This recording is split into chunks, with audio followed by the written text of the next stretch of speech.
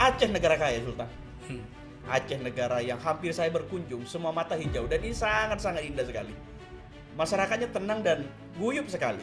Saya melihat masyarakat di situ tuh kayaknya potensi untuk melawan negara ini tidak ada. Sangat tenang sekali. Masyarakatnya sangat ramah sekali. Kemudian saya menjadi pertanyaan, kenapa banyak masyarakat Aceh harus merantau, Sultan? Itu tadi saya bilang, ketidaksetaraan ekonomi yang memicu itu semua. Tadi pemiliknya bicara Aceh itu kaya. Siapa yang menyedot? Orang Aceh? Bukan. Siapa yang punya kebun sawit terbesar di Aceh? Orang Aceh? Bukan. Siapa yang mengeruk emas di Aceh? Orang Aceh? Bukan.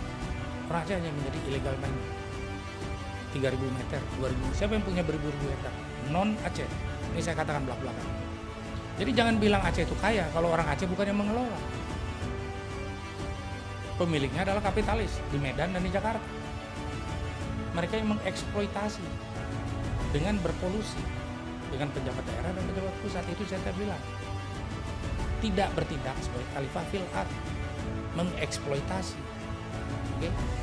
Bagikanlah keuntungan kalian pada rakyat Aceh.